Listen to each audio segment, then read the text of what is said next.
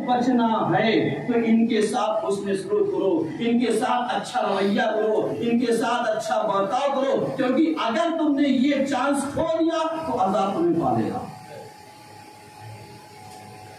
इस्लाम तो दोनों को बैलेंस करके चल रहा है। आज हमारे यहाँ प्रॉब्लम कहाँ पैदा होती है मेरे जीवन, कहाँ पर? वहां पर पैदा होती है। ये मैं शुरू से चल रहा हूँ, थोड़ा सा और हो सकता है ये बच्चों को गुफ्तगू नहीं समझ में आए, लेकिन जो हमारे नौजवान हैं ये समझे थोड़ा सा, जो शादीशुदा हैं ये भी, और जो बुजुर्ग हो गए उसे मादर के साथ जिनकी पूरी जिंदगियाँ तजर्बात में गुजर चुकी हैं और ये अपने घर के बेहतरीन सरपरस्त और अपनी जिंदगियाँ गुजार चुकी हैं बेहतरीन तरीके से। जो नौजवान हैं जिन्होंने शादियाँ की हैं और जिन्होंने शादियाँ नहीं की, मुझे सीखे हैं हम औरतों के लिए हम मौत। जरा सा गौर कीजिएगा, इख्तिलाफात वजूद में कहां से आता है?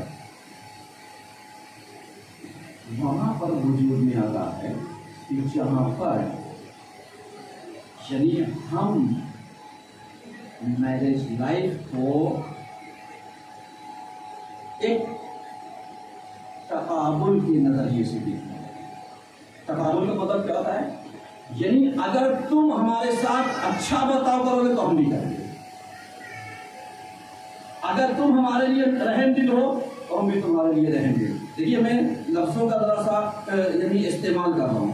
तुम अगर हमारे लिए रहम दिल होगे तो हम भी तुम्हारे लिए, तुम हमारा ख्याल करोगे तो हम भी ख्याल करेंगे, तुम हमारे साथ बैठ के खाना खाओगे तो हम भी इंतजार करेंगे, तुम बाहर से वक्त गुजारा करके आओगे तो हम तुम्हारे साथ हमारा इंतजार नहीं करेंगे। इसका मतलब खराबी कहाँ पर है? खराबी वहां पर है कि जहां पर शादी होने के बाद इंसान को 6 चीजों से सामना करना पड़ता है। सलवात पढ़िए तुम।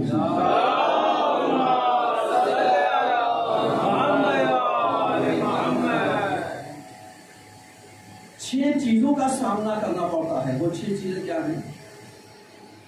सबसे पहली चीज, आप ये सोचिए कि आप शादी करके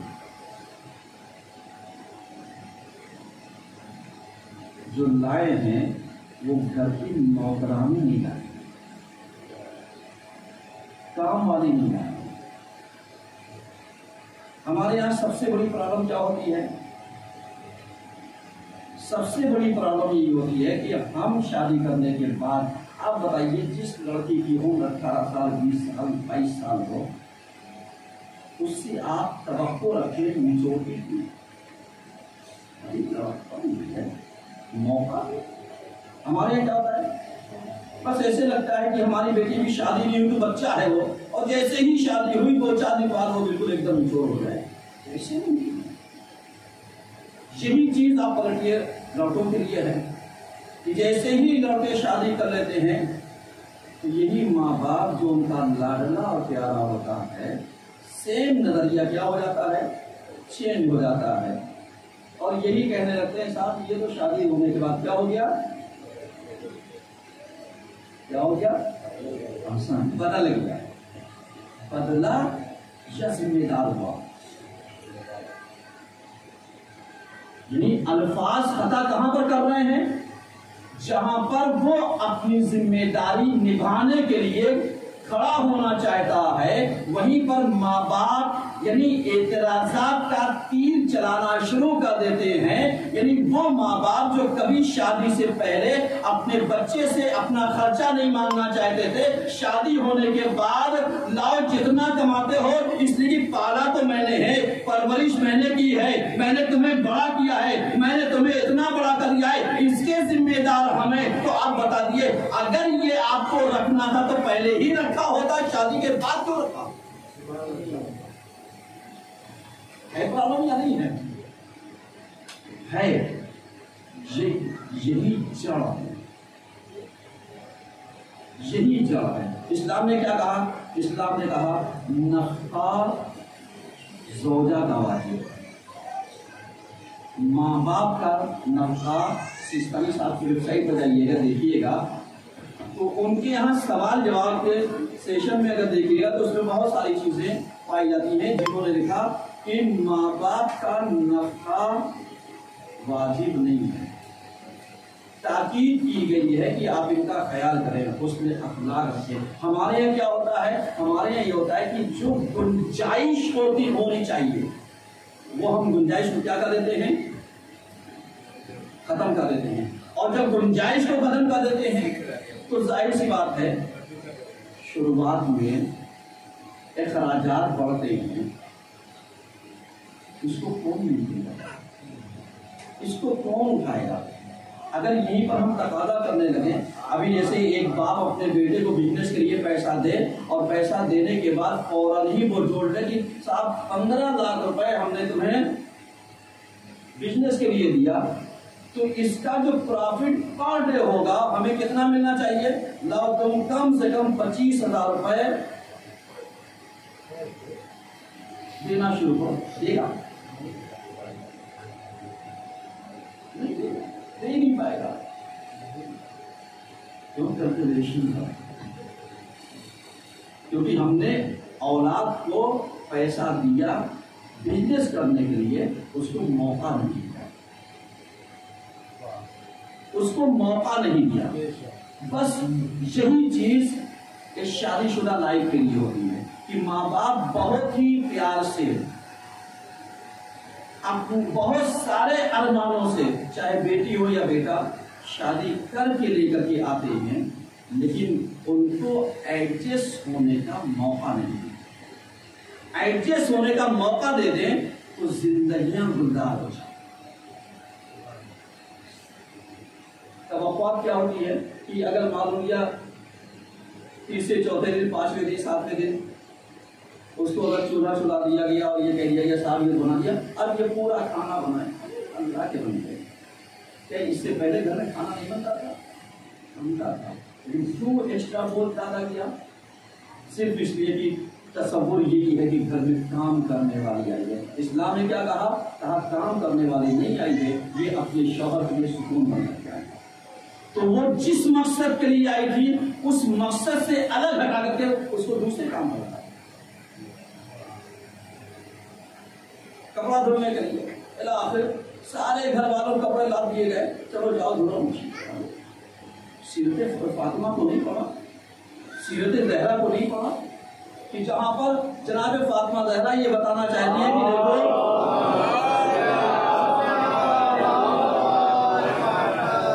देखो घर में तकसीम कार अगर करना है, काम करना है, तकसीम करना है, तो तुम्हारी जिम्मेदारी ये है कि अगर काम बांटना है, एक दिन बहू को काम दो तो एक दिन बेटी को काम दो और मुकम्मल काम दो, ताकि ये नहीं कि खाली चाय के बर्तन धुल करके बेटी किनारे हो जाए, पूरे दिन का बर्तन बहू धुल ले दिया। इस बात तो पढ़िए कम से कम।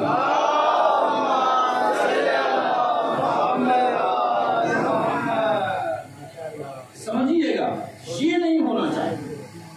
कहा क्यों? कहा इसलिए कि एक दिन का पूरा काम सो हो, ताकि जितना बर्डन बहू के ऊपर पड़ता है उतनी ही जिम्मेदारी लड़की के ऊपर, बेटी के ऊपर भी पड़े। तब पता चलेगा कि माँ के साथ बराबर में बैठ करके आर्डर देना किसे कहते हैं और उसी जगह पर आकर के काम करना किसे कहते हैं, जिम्मेदार होना किसे कहते हैं। क्यों? इसलिए कि खराबियां यहाँ पर पैदा होती हैं जहां पर बहन काम ना करके हाकिम बन जाए। होती नहीं होती है, होती है, हर घर में होती है। और यही होती है सुबह की चाय। मैं मिसालें दे रहा हूँ मेरे बुजुर्ग, इब्तदाई चीजें, चूंकि बुजुर्गान तजर्बा रखते हैं, नौजवान जिन्होंने शादियां नहीं की है इन्होंने देखा तो है लेकिन मुतवज्जी नहीं है। हर घर में ये हालात है। अब इसी चीज को आप जरा सा अंदाजा कीजिए। कभी कभी अगर सुबह की चाय उठ करके बेड की बेटी बना करके दे दे तो वही माँ फूले नहीं समाती। देखिए मेरी बेटी सवेरे उठ करके सबसे पहली चाय मुझे देती है और ये एक ये जो आई है सो करके उठती ही 9 बजे है।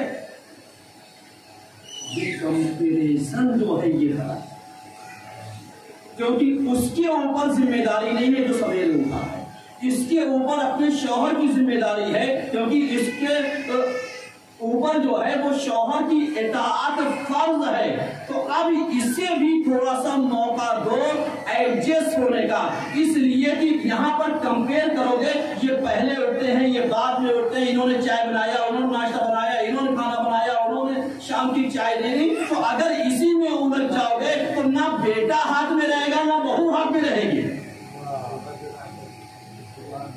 समझ रहे हैं? कोई नहीं रहेगा, इसके बाद और बड़ी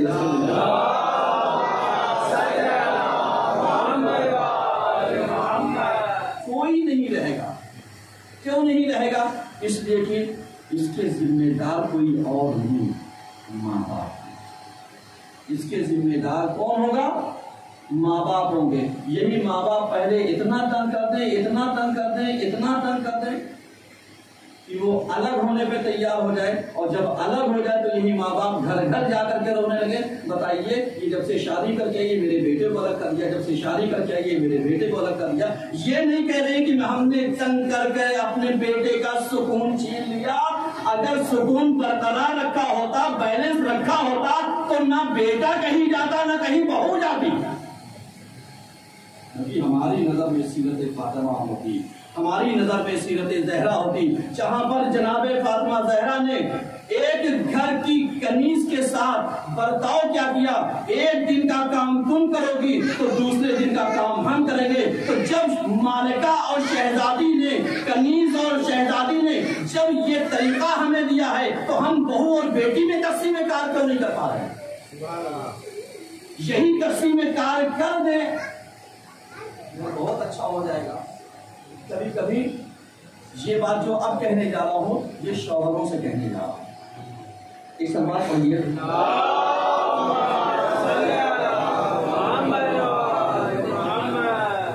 देखिए बहुत सारी चीजें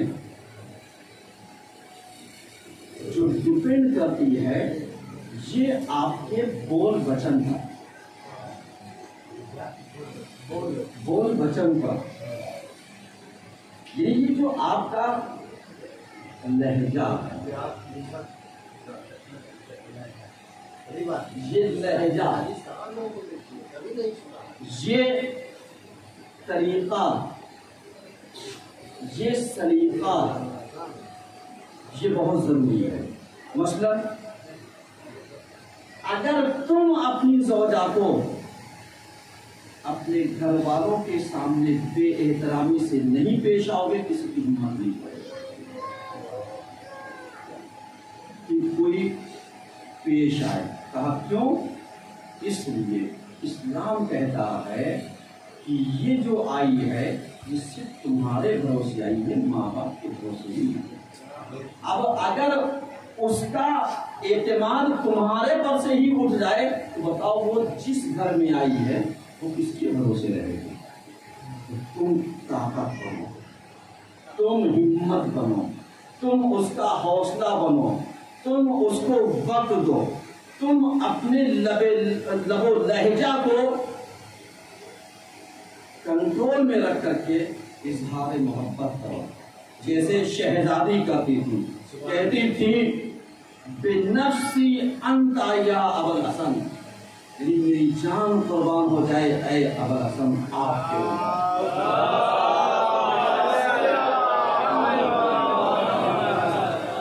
और आप जानते हैं मौलाए कायनात शहजादी को पुकारते कैसे थे? मैं पढ़ता हूँ, क्योंकि ये सब चीजें कम मिलेंगे। वो कहते थे फातिमा तो बहजतो कल्बी, फातिमा तुम तो मेरे दिल का सुरूर हो, मेरी खुशी हो, मेरी उम्मीद हो।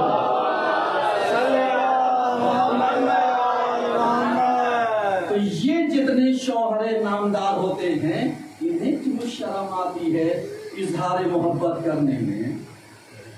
अपने बोल वचन को, दो लफ्जों को अच्छे से तो बोल सकते हो ना, और सीरतें पढ़ो। लेकिन आपकी हंसी बता रही है कि अभी हम एडजस्ट नहीं कर पा रहे हैं, क्योंकि मौलाना की बातें और हमारी बातें दोनों में मैच नहीं कर रही है। करेगी थोड़ी देर में, लेकिन जरा सा आप अंदाजा लगाइए कि क्यों? इसलिए कि अगर तुम अपनी औरत को इज्जत से, वकार से, तमीज से, तहजीब से उसको पुकारोगे तो वो पूरे दिन का गम तुम्हारे मुस्कान से भूल। औरतों को क्या हुक्म दिया गया? औरतों को ये हुक्म दिया गया, देखिए अगर ख्वातीन मेरी बातें सुन रही हैं, अमल करें इसके ऊपर, इन्हें बहुत कुछ मिलेगा। इस्लाम क्या कहता है? कहता है कि जब तुम्हारा शौहर कमाने के लिए घर से बाहर निकले, तुम सारे काम छोड़ करके दरवाजे तक उसे सियाफ करने के लिए आओ, खुदा हाफिजी कहने के लिए आओ। कहा क्यों? कहा इसलिए कि जब भी ये दरवाजे से बाहर रुखसत होगा तो तुम्हारा मुस्कुराता हुआ चेहरा इसके जहनों में होना चाहिए, इसलिए तुम रुखसत करने जाओ। हमारे यहाँ की खातून क्या करती हैं? अरे वो तो अभी हम लगे हैं बच्चे को तैयार करें या हम आपको छोड़ने आए थे, ये कुछ रखा हो जाइए आप बाहर। एक सलवार तो बढ़िया कम से कम।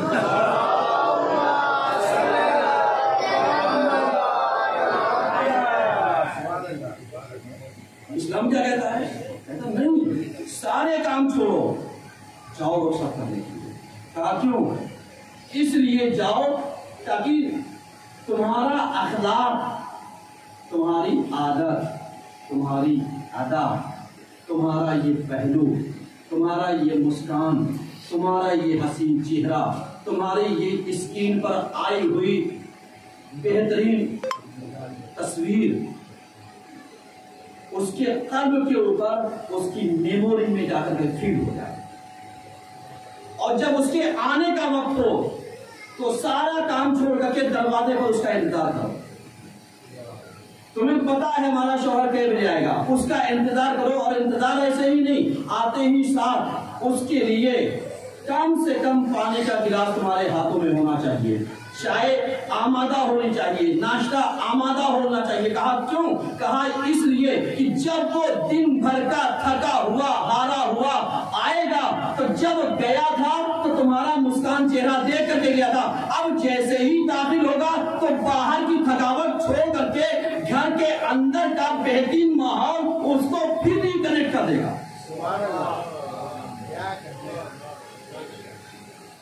फिर उसको वो क्या कर देगा? रिकनेक्ट कर देगा। हमारे यहाँ की औरतें क्या कहती हैं? आते ही साथ, ए जी आप आए, नमक रह गया, सब्जी रह गई, दिमाग खराब कर दिया, क्या पकाएं, बच्चों ने तंग कर। अल्लाह के बंदों बंदियों, ये ना कीजिए।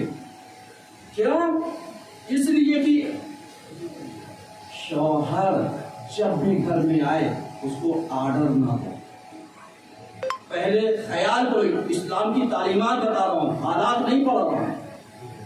इस्लाम की तालीमात है नौजवानों के लिए और बच्चे और बच्चियों सबके लिए हिदायत पढ़ा हूं, ताकि गौर कीजिएगा कि ये चीजें आपके जहनों में रहेगी कि शौहर आया है, उसकी खिदमत करना तुम्हारी जिम्मेदारी है। अब जो वो बैठ जाए, आवाज कुर्सी करो, हालात पूछो, पूछने के बाद उससे कहो कैसा दिन रहा, कैसा गुजरा, क्या था, उसके बाद कहिए अब आप बताइए आपकी पसंद का क्या बना दे, जो आप कहिए वो हम बना दें, जो आपकी मर्जी हो वो हम बना दें। अब जब हम अपनी पसंद को शौहर की पसंद पर कुर्बान कर देंगे तो वही शौहर जो होगा वो भी तो रिफ्रेश करेगा।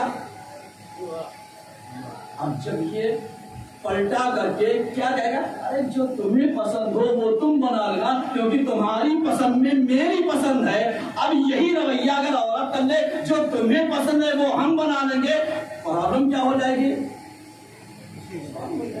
सवाल तो ये समझ कर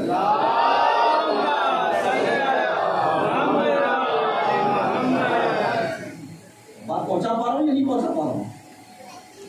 सलवार तो पढ़ेंगे।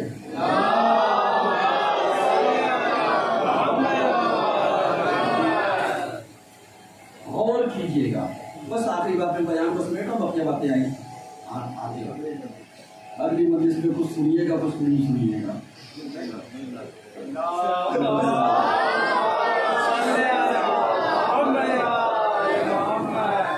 ये तरीका अपनाया, जिंदगानी में जो शुरुआती इख्तिलाफ है खत्म हो जाता है। जब खत्म हो जाएगा तो कोई नजरियाती फिक्री चीजें नहीं पाई जाएंगी। हमारे यहाँ क्या होता है, हमारे यहाँ ये होता है कि औरत की जबान चलती है और मर्द का हाथ चलता है। ये गलत तरीका, न तुम जबान चलाओ न वो हाथ चलाए। क्योंकि अगर किसी मर्द ने अपनी सौजा को एक थप्पड़ मारा तो 70 थप्पड़ फरिश्ते उसके चेहरे पर मारे। रवायतें हैं, क्योंकि असील है, बर्ताव अच्छा तो अल्लाह को चुनने से बात। और ऐसे मौके पर हमारे लिए तो आइडियल कौन है? अइम्मा की जिंदगी, उनकी हालात जिंदगी। जनाब फातिमा ज़हरा से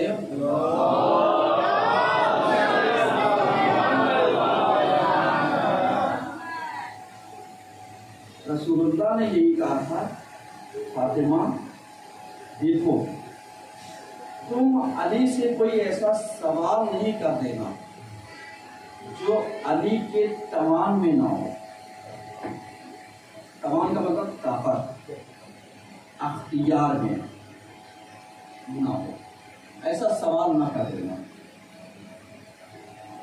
मौलाए कायनात के अख्तियार में क्या नहीं था, सब था, लेकिन अपनी मैरिज लाइफ को बिताया कैसे? ऐसे बिताया कि जनाब फातिमा ज़हरा ने जो चीजें पेश की वो यही कहा कि मेरे बाबा ने मना किया था, कोई ऐसा सवाल न कर देना जो इनकी तबान में ना हो। इसी का जो पलट करके जो मौलाए कायनात ने जवाब दिया वो यही कि फातिमा ने कभी भी मुझसे कोई ऐसी फरमाइश नहीं की जो मेरे तमाम से बाहर हो।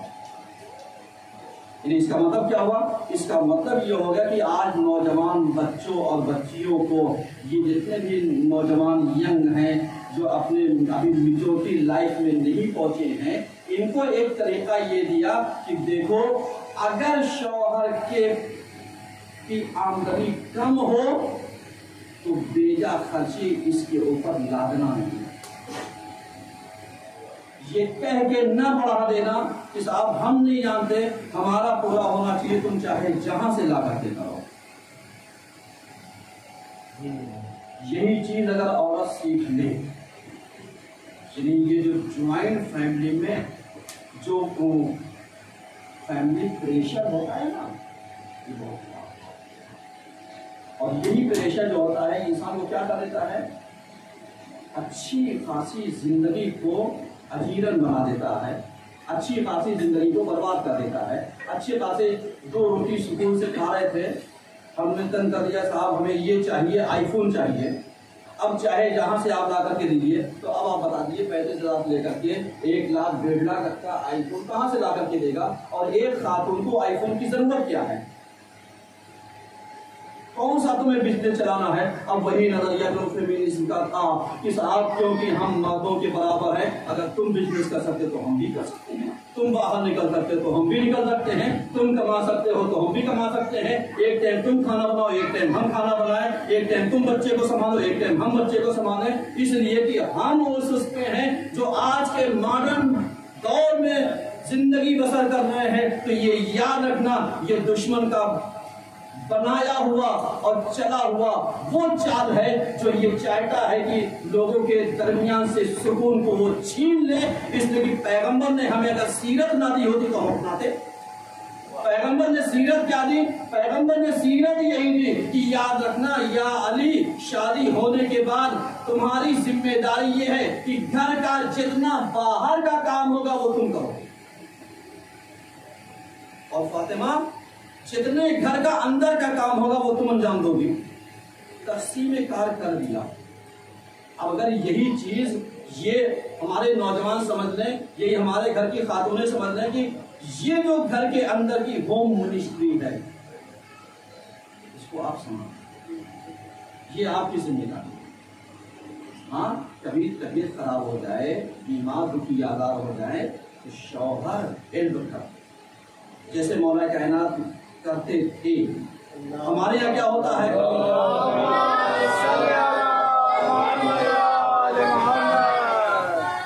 हमारे यहाँ क्या होता है, हमारे यहाँ ये होता है कि हर औरत, सब नहीं, बाज औरतें ये चाहती हैं कि शौहर जब अपने काम पर जाए तो बर्तन धुल करके जाए, और जब आए तो आकर के बर्तन, ये है। जब हम कपड़ा धुलें तो ये हमारे साथ फैलाने में काम करे, जब हम पोछा लगाए तो ये सुखाने के लिए काम करे, नहीं, गलत। इस्लाम ने ऐसा कोई नजरिया नहीं किया। इस्लाम ने जब दुखी बीमारी याद आई, देखिए बहुत साफ शफाफ, इससे ज्यादा आसान अल्फाज में नहीं पढ़ सकता, नहीं दिया है। तो जब नहीं दिया है तो अगर यही चीज सनो शौहर समझ लें कि घर के बाहर की जिम्मेदारी मेरी, घर के अंदर की जिम्मेदारी इनकी। अब शौहर के लिए इस्लाम ने क्या कहा, देखो हफ्ते में तुम्हारी जिम्मेदारी है, हद अकल अपने घर वालों को 2 दिन गोश्त खिलाओ, हद अकल अपने घर वालों को 2 दिन फ्रूट खिलाओ, हद अकल अपने घर वालों को तुम ये मुकम्मल करो। इसलिए कि अगर मुकम्मल करोगे तब जरूरियात, इसका मतलब क्या हुआ, इसका मतलब इस्लाम धीरे धीरे करके सारी चीजें वो खुद आगाह करता जा रहा है। अब अगर हम खाली सब्जी ही खिलाते रहेंगे तो क्या होगा, खाली गोश्त ही खिलाते रहेंगे क्या होगा, खाली फल पे ही गुजारा कर लेंगे तो क्या होगा। और आज के जमाने की ये मॉडर्न वाइफें, मॉडर्न औरतें अगर खाली मैगी ही बनाने लगे, अगर खाली पास्ता ही बनाना जानते हो, अगर खाली फास्ट फूड ही बनाना जानती हो, तो अब जरा सा बता दीजिए ये खाने का जायका कब मिलेगा, खाने का तरीका कब मिलेगा। तो तुम भी अपने अंदर सुधार पैदा करो ताकि गलतियां जो हैं अपनी गलतियां मानो, और अपने शौहर की तौहीन अब उसके घर वालों के सामने ना करो, पलट करके जवाब ना दो। इसलिए कि जब जवाब दोगी तो इसके मुकाबले में जब वो जवाब देगा तो वो तुम्हारे घर वालों को बुरा भला कहेगा,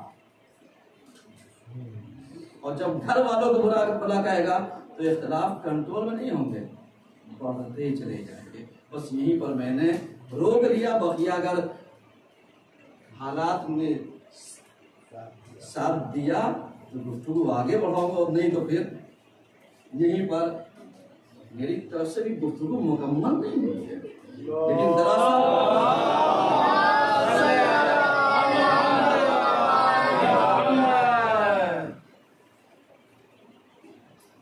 चूंकि जब अल्लाह ने मवद्दत और रहमत बनाया तो हमारी जिम्मेदारी क्या है, हम मवद्दत बन के रहें, रहमत बन के रहें, ना ये कि मवद्दत की जगह आफत बन जाए और रहमत की जगह जहमत।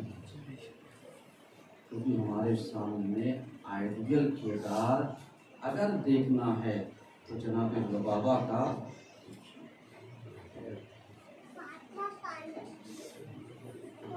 लबाबा कौन, मौला अब्बास की सौजा का नाम लबाबा। कहीं पर आपने देखा होगा कि इस खातून ने मौला अब्बास के किसी काम में टांग अड़ाया हो, मुखालफत की हो, उकसाया हो, वरगलाया हो, बहकाया हो, कहीं नहीं मिलेगा। लबाबा की जिंदगी क्या है, नौजवानों जाकर के पढ़ो। आज हर इंसान को पर्देदार बाहिजाब सौजा चाहिए और किरदार वाला अली बनने के लिए खुद को तैयार। जैसे बहुत सारे लोग कहते हैं ना, क्या बताएं, चांद सी बीवी होना चाहिए, तो चांद सी बीवी के लिए सूरज जैसा शौहर भी तो होना चाहिए, क्योंकि उससे ज्यादा रमक चमक जिम्मेदारी उसके अंदर होनी चाहिए, क्योंकि बहुत बड़ा किरदार होता है। मौला अब्बास की जिंदगानी इतनी आसानी से ये ना बाबुल हवाइज हुए, ना नाफिजुल बसीरा हुए, ना मुफ्ती इमाम हुए, क्योंकि जब सौजा आ जाती है, अगर सौजा मुती फरमाबरदार इताअत गुज़ार न हो तो कोई भी शौहर किसी मकाम तक नहीं पहुंच सकता। तो ज़रूरी क्या है कि शौहर उस वक्त किसी मकाम तक पहुंच सकता है जब सौजा हम मिजाज हो, हम मुती फरमाबरदार हो। क्यों? इसलिए कि अब्बास की माँ के बारे में तो बहुत कुछ मिलता है, लेकिन सौजा के बारे में बहुत कम मिलता, क्योंकि जनाब लुबाबा ने कभी ज़बान खोली ही नहीं, उन्हें किसी चीज़ की कमी का एहसास ही नहीं हुआ, क्योंकि वो माँ जो अपने बेटे को इतनी तरबियत दे दे कि जो भाई हो उसे इमाम समझे, तो जो शरीक हयात होगा उसके लिए क्या तरबियत दी होगी। यही वजह थी कि करबला के मैदान में अगर जाकर के ख़वातीन का किरदार पढ़िए तो कम से कम 60-65 ख़वातीन करबला में।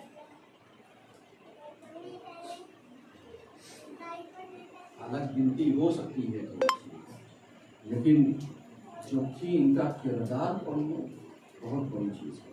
मौला अब्बास अभी शायद अलग होते हैं ना, हाँ, मौला अब्बास क्या है? मुहाफिज, दीनदार, इताअत गुज़ार, इमाम के फरमाबरदार। कितने? मौला आप जैसा कहिए मैं हाजिर हूँ, आप जैसा कहेंगे मैं हाजिर हूँ।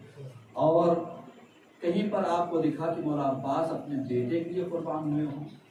कहीं नहीं मिला, लेकिन भतीजी के लिए कुर्बान हुए। ये थी असली, ये थी असल फिदाकारी, ये थी असल जिम्मेदारी। क्यों? इसलिए कि मौला अब्बास इजाज़त लेकर के निकले हैं ना, तो निकलने के बाद आप जानते हैं जनाब सकीना ने बच्चों के दरमियान बैठ करके यही कहा था, ऐ बच्चों देखो अब तुम्हें प्यासा नहीं रहना पड़ेगा, इसलिए कि अब मेरा चचा अब्बास पानी लेने के लिए क्या है जा रहा है।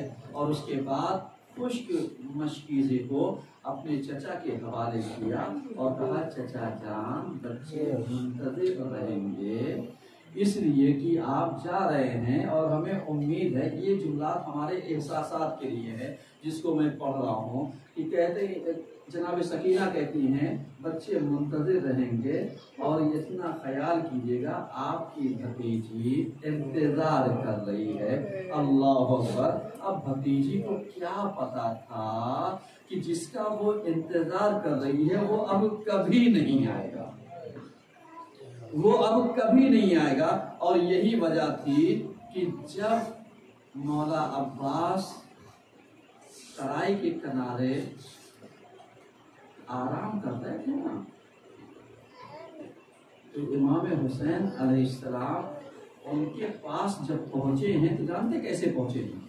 खैमे से निकले हैं, निकलने के बाद आवाज देते जा रहे थे, अल-आन इन कसरा ज़हरी व क़ल्लत क़ीलती।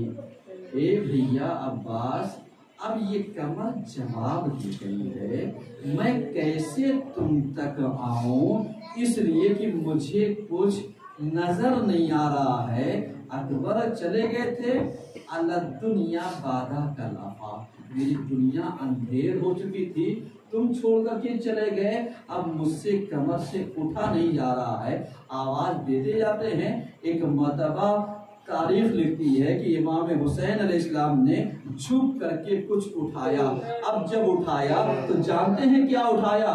दाहिना शाना उठाया, कलेजे से लगाया और एक मतलब तसव्वुरात में यही कहा, अरे यही बाजू वो थे जिन पर मेरी बहन को बड़ा नाज था, अरे उन बाजू को अपने आगोश में लिया अब्बास, अरे ये बाजू वो है जो मेरा कुव्वत था, मेरे हिम्मत था।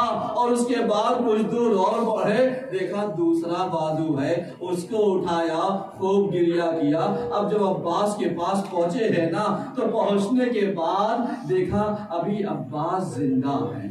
अब्बास से कहते हैं, ए भैया बताओ कोई हाजत तो नहीं है?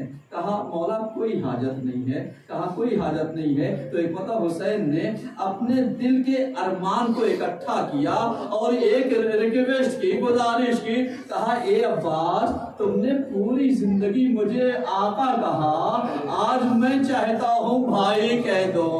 आप जानते हैं एक मर्तबा ये कहना था, अजब नहीं अब्बास ने अरे मदीने का रुख किया होगा।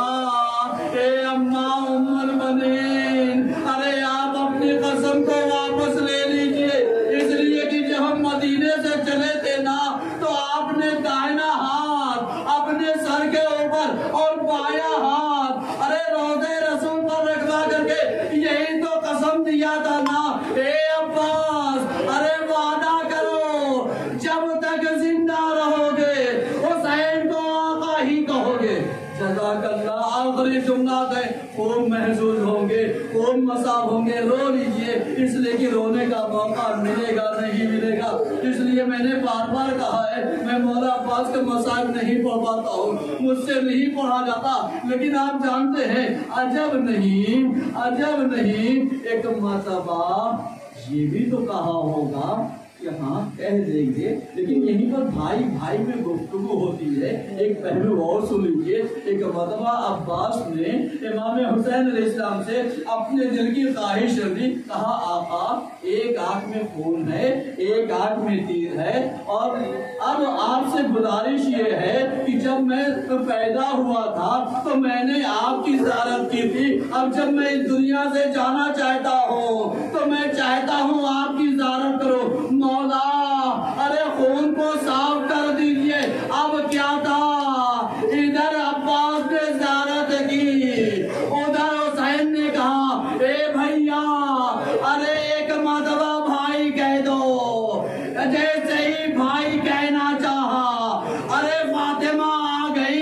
ए अब्बास, अरे तसब्बुब कहता, तुम मेरे बेटे हो, मैं तुम्हारी माँ हूँ, ये हुसैन तुम्हारा भाई है, इसको तुम भाई कहना, मुझे माँ कहना।